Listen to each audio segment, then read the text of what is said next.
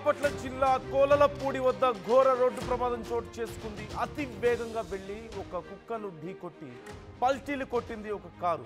ప్రమాదంలో ముగ్గురు మృతి చెందితే ఇద్దరికి తీవ్ర గాయాలైనట్లుగా తెలుస్తోంది. బాధితులకు మార్టూరు ప్రభుత్వ ఆసుపత్రిలో చికిత్స అందిస్తున్నారు. తిరుపతి నుంచి పిఠాపురం వెళ్తుండగా ఈ ప్రమాదం చోటు చేసుకుంది. మృతులు హేమంత్, లక్ష్మణ, వెంకట సుబ్బమ్మగా గుర్తించారు. వేగంగా వెళ్తున్న కారుకి ఒక్కసారిగా కుక్క అడ్డు రావడంతో ఆ కుక్కను ఢీకొట్టిన తర్వాత ఆ కారు పల్టీలు కొట్టినట్లుగా తెలుస్తోంది. మనం స్క్రీన్లో చూస్తున్నాం. ఆర్టీవీ మీకు ఎక్స్క్లూజివ్గా చూపిస్తోంది.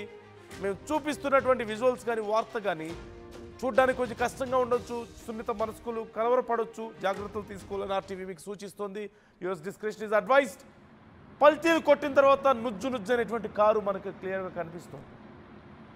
పూర్తిగా రోడ్డు మీద నుంచి దొర్లుకుంటూ వెళ్ళి పల్టీలు కొట్టుకుంటూ వెళ్ళి అక్కడ ఉన్నటువంటి పక్కనే ఉన్నటువంటి పొలాల్లోకి దూసుకు వెళ్ళడాన్ని మనం చూడొచ్చు.